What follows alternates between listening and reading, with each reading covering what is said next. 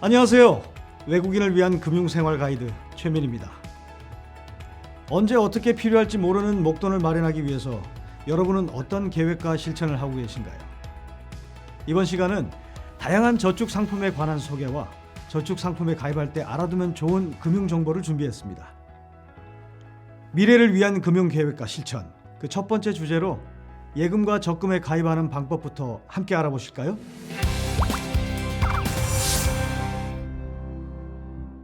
안녕하세요. 예금 적금에 관한 궁금증을 갖고 오셨다고요? 월급 아껴서 조금씩 모아둔 돈이 있는데요. 이걸 어느 금융 상품에 넣어야 할지 조언이 필요해서요. 저축 상품 가입에 대해서 문의하시는 거죠? 네, 매달 얼마씩 저축 목표를 세워서 월급이 나오면 미리 빼놓고 나머지로 생활비로 열심히 모아거든요. 조금이라도 더 현명한 선택을 하고 싶어요. 슬기로운 금융생활 마인드를 갖고 계시네요. 좋은 금융 정보 확실하게 드리겠습니다. 기대돼요.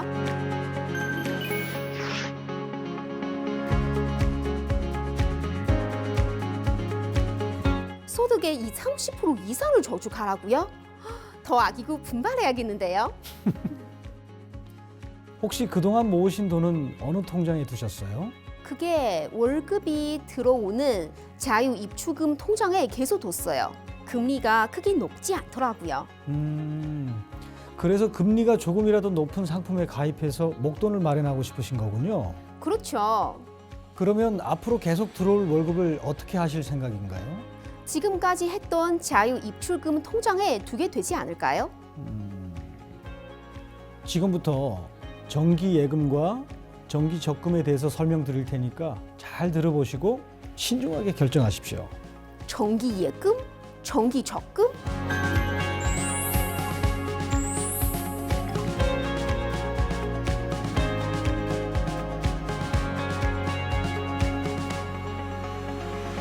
아, 그런 차이가 있네요. 그럼 금리는 어느 쪽이 높아요? 일반적으로 정기 예금보다 정기 적금이 금리가 높다고 보시면 됩니다. 하지만 금리는 계속 변하기 때문에 가입 시점에 잘 알아보시고 가장 유리한 상품을 찾아 결정하시는 게 좋겠죠.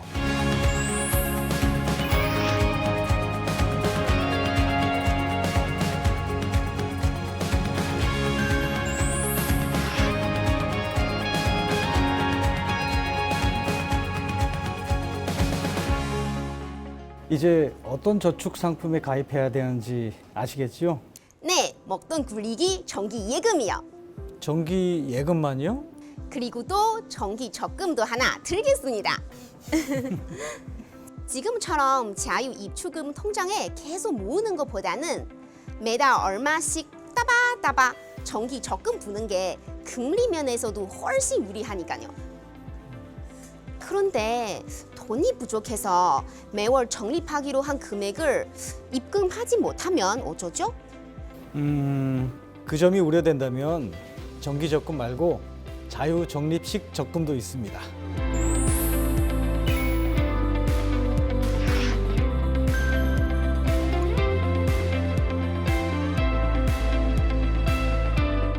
아, 정기 적금은 매달 10만 원씩 저축하는 거라면 자유 적립식 적금은 내가 할 수 있을 때 10,000원이든 50,000원이든 자유롭게 적립하는 거죠? 부담이 덜해서 중도 해지 가능성을 낮출 수 있겠죠? 내 상황에 맞는 적금이 무엇인지 꼼꼼히 잘 생각해 봐야겠어요. 한 가지 더. 또 있어요? 만약 불가피하게 중도 해지를 해야만 하는 상황이라면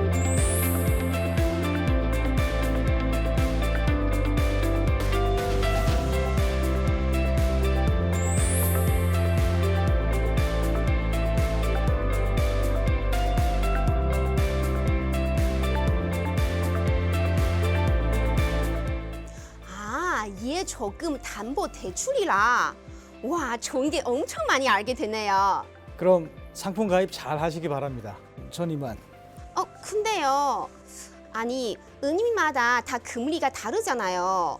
그럼 은행별 금리를 다 일일이 찾아봐야 할까요? 같은 저축 상품 중에서도 제일 금리를 높게 주는 은행 쪽으로 가야 되지 않을까요?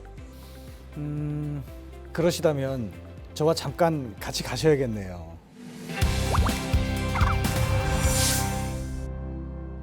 저축 상품에 가입할 때 이자 수익률을 높이려면 각 상품의 금리를 잘 확인해 봐야 하는데요. 수많은 은행의 저축 상품들 금리를 일일이 비교하기란 여간 번거로운 일이 아닐 수 없겠죠. 그런 번거로움을 해결할 수 있는 방법 과연 있을까요? 두 번째 주제, 금리 비교. 함께 보시죠. 우와, 여긴 뭐예요? 금융감독원 금융소비자 정보 포털 사이트 파인입니다. 파인?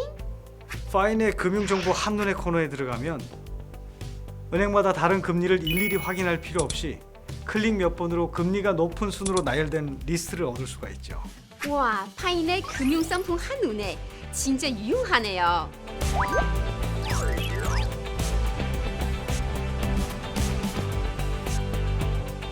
추가로 이자를 더 주는 특별 판매 상품이 있을 수도 있으니 그런 경우는 인터넷 검색을 별도로 해보시는 게 좋습니다. 네, 그럴게요. 말이 나왔으니 금융상품 이자에 대한 꿀팁을 더 드리죠.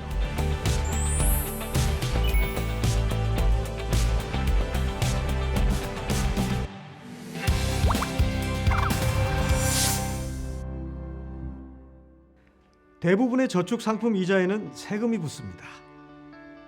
만기에 받는 이자가 다소 적게 느껴지게 되는 이유인데요.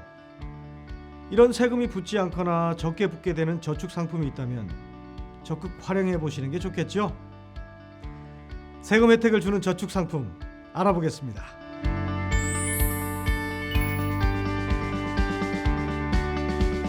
비과세 종합저축에 관한 꿀팁 보고 궁금증이 생겼는데요. 만 65세 이상 어르신들만 가입할 수 있다고 했잖아요. 그럼 저는요? 저는 세금 혜택 받을 수 있는 방법 없어요? 다행히도 세금 혜택을 주는 저축 상품 있습니다. 있어요? 뭐예요? 이번에는 비과세 및 세금 우대 저축 상품을 판매하는 금융회사들에 대해 알려드리겠습니다. 그런 곳이 있어요?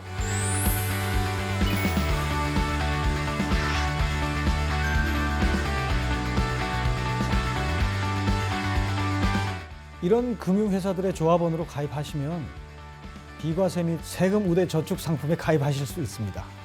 그럼 일반적인 의미에서 비과세 혜택 받는 방법도 있을까요? 은행이나 증권사에서 비과세 혜택을 받는 방법 있죠. 바로 개인 종합 자산 관리 계좌 ISA입니다. ISA?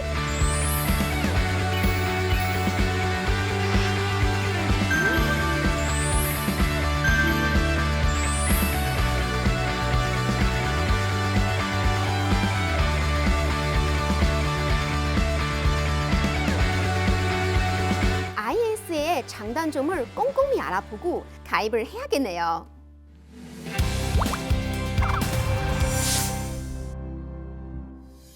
여러 가지 금융 상품에 대해 알아보고 있는데요. 이번에는 아주 특별한 적금에 대해 다뤄볼까 합니다.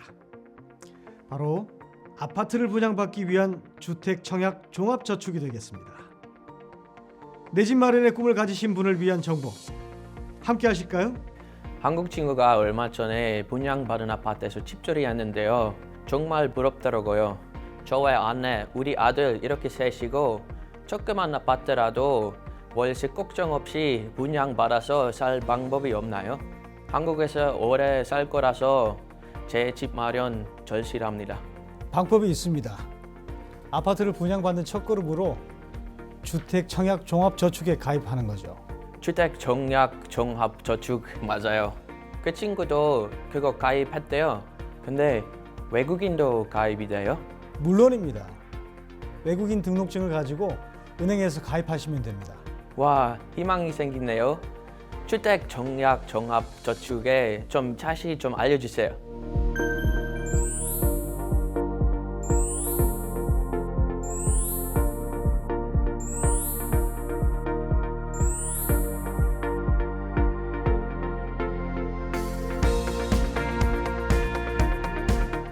수령원 기준 무주택자로 월 납입금 12회 이상 납입하면 국민주택 청약 자격 1순위가 됐네요.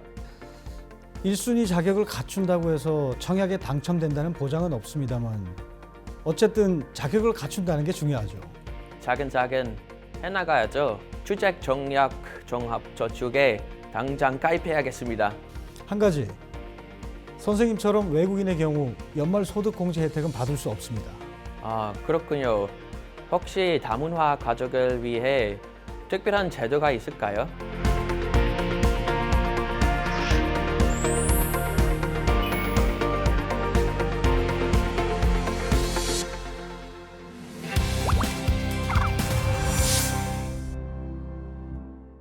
은행에 돈을 예치해 뒀는데 은행이 파산하는 등의 문제가 생겨서 돈을 찾지 못하게 되면 어쩌나 걱정되십니까? 한국에는 예금자 보호법이라는 것이 있어서 은행이 파산해도 일정 금액까지 보호가 되는데요. 자세히 알아보겠습니다. 주택 청약 종합저축도 들었겠다. 꼭 아파트 청약에 당첨되고 싶네요. 파이팅! 혹시 더 궁금한 점이 있으면 문의하시죠. 나중에 청약에 당첨되면 예약금도 내야 하고 중도금, 잔금, 돈이 많이 필요하잖아요. 열심히 은행에 돈 모으고 있는데 혹시라도 은행이 잘못되면 어쩌죠? 예금 상품이면 무조건 안전한 건지 걱정이 됐네요.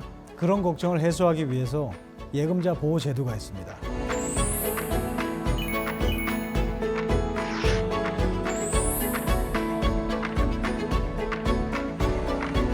은행이 파산해도 하나의 은행에 원금과 이자를 합쳐 5천만 원까지 보호해주는 제도죠.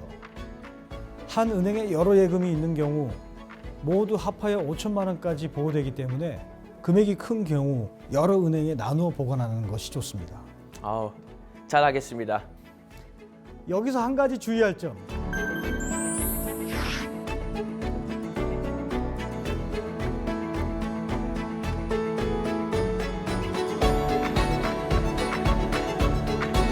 여러분의 소중한 자산으로 가입한 금융상품이 예금자 보호가 되는 상품인지 아닌지 확인해 보셔야겠죠? 예금보험공사 홈페이지 예금자 보호 제도 메뉴를 이용하시거나 금융상품 가입할 때 직원분에게 문의하시면 예금자 보호 제도의 보호 대상이 되는지 아닌지 그 여부를 확인할 수 있습니다. 예금자 보호 제도를 통해 안전하게 자산 관리하시기 바랍니다. 지금까지 예적금 가입하기, 금리 비교, 세금 혜택을 주는 저축 상품, 주택 청약 종합저축, 예금자 보호 제도 이렇게 5가지 내용에 대해 알아봤습니다.